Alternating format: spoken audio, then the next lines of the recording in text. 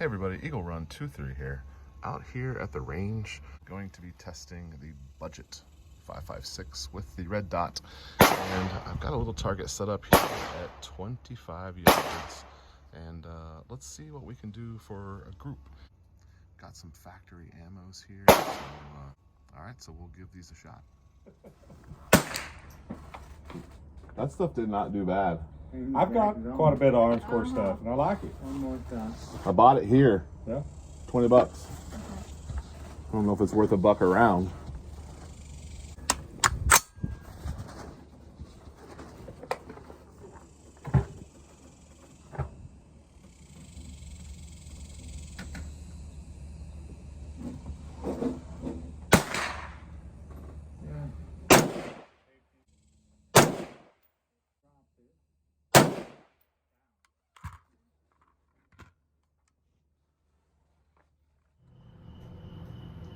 Hey, Eagle Run 23 here. We've got on the workbench today one of my new favorite guns.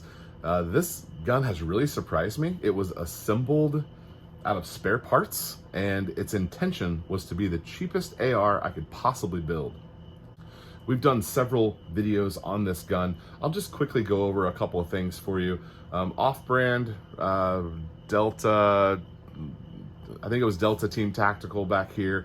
We've got an A2 grip that we stippled, EP Armory on the lower receiver. We're trying to get the guys from EP Armory to come on to a live stream. We have a mil-spec trigger in here with a very light Eagle Run 23 trigger job, mostly just a little polish on the sear. This gun's pulling still a little bit heavy, but for what it is, it works just fine. We got a free charging handle with some order I placed. I think I've got 2 of those that are like that. It's not the prettiest to look at, but it actually does function really well. Basic bare bones mil-spec upper receiver. I did put the forward assist on this just for you. I'm not a fan of these. I think they're kind of silly, but we went ahead and put it on here. Inside here, we've got a Toolcraft upgraded nickel boron bolt. That's really the only thing that we have on this gun that's upgraded, and it's not even really that big of an upgrade. It's really just because I had it and I didn't have to buy anything else to go in this gun. A couple years ago I picked up a couple of those. I think I've got one left. Spray paint job here on the upper and the handguard. We've got a cheap Delta Team Tactical handguard. Really a big fan of this. It's got the completely milled out lightweight handguard. I don't remember the brand of the barrel. It's a no-name brand, 5.56. And we've got your standard A2 birdcage muzzle device. Up top here, AT3 Tactical red dot. Really like this, shake awake, and it's priced right, 100 bucks, shake awake. There's a link for this in the description. If you need a budget red dot that's got shake awake, I think this is one of the best options out there. So I need to get a better scale on this gun as far as the weight of it. Best I can tell, I had my child hold it and I put them on the scale. It's too light to pick up on my bathroom scale, so I had them hold it, hopped off, did the math. The best I can tell, this gun weighs around 7 pounds.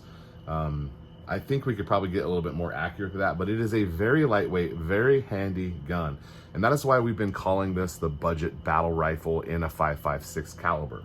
We've shot this gun several times at an indoor range. We've got the rounds up pretty good on it. I'd have to go back and check, but we've got several hundred rounds on it by now. The red dot had a hard time at close range, but it did okay once I got out to 25 yards. I checked the 0 at 25, and then we hopped over on the 50, and I shot 2 boxes of ammo through this today at 50 yards, and I was very happy with the results. Let me show you some of that now. Use these same targets, so there's some other shots on here that are from a different gun doing different things. But so on this one here, we've got a 3-shot group with the dot. I don't think that I've ever shot a dot past 50 yards before. We're looking at 0.8. Yeah, that one's further. We're looking at a 0.8 group not too big of a deal. We did have a little group up here that looks like it was about the same. Yeah, 0.7, 0.8. We did have to tune on this dot quite a bit to get it where we wanted. We started off on the 25 and then ended up over on the 50 once we confirmed everything was good. But I was very happy with the accuracy of this no-name budget gun. So we had about 5 shots right here, and that was when I moved over to some of the other targets and was shooting larger group sizes, 10 shots, 20 shots. I was very happy with the accuracy. I did find it a little bit difficult. The dot's pretty small, so it was a little bit hard to see, but you just kind of have to approximate where that dot is gonna fall on your target. And I think I did a pretty decent job of shooting with it. It would be a challenge at 100 yards probably. I've never tried that before with a red dot, but I guess I'm up for the challenge. We're gonna keep shooting that gun. I do have some news about the 5.56 as our plans have changed and I need some information from you as to how to proceed next. Oh, hey, sorry to interrupt you from the video, but I need you to go to my link tree. It is in the description below, or it could be in the pinned comments. Click that. You can see all of the companies who sponsor us and are friends of the channel. A lot of those links have good deals to them, but in the top right corner, there is a subscribe button. Subscribe to that, enter in your email address. It'll ask you to confirm it, and then we can stay in touch. I'm not planning on sending out a lot of emails, mostly just to stay in touch with you guys moving forward. All right, back to the video. This gun did attract quite a bit of attention at the range. I talked to 3 different guys while I was there that kind of came and went as I was testing several guns at the range.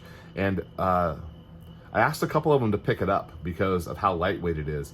All of them were impressed with the weight of this gun and the texturing on our stipple job here down the grip. So I think we made some good decisions on this, but the carbine class that I was signed up for was rained out. We built this gun with the intention of running it through a carbine class once we got it sorted. This gun has been sorted. I've made no changes to it from when it was assembled. There's only one little thing happening here with the bolt release that we'll talk about here in a second. I need to know, what should we do with this gun next? Since we had a failure with the class, they've already moved me to another class down the road.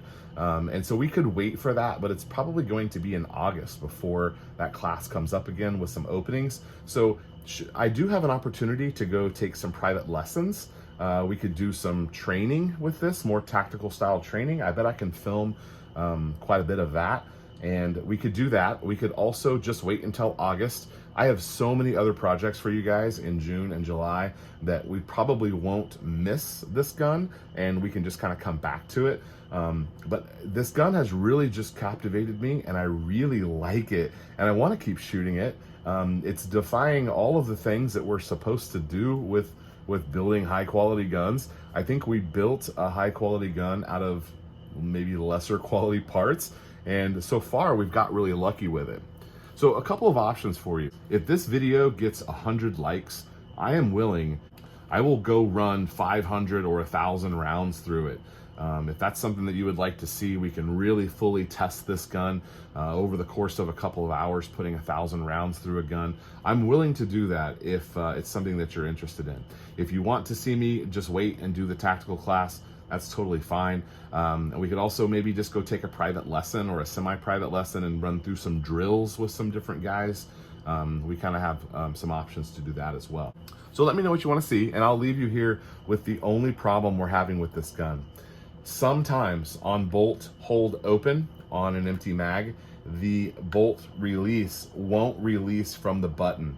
So something between the connection of this touching the bolt carrier group, it's not, I need to maybe polish on it, but I don't want to polish on it too much. I need to maybe just check and see if there's any burrs or something on it.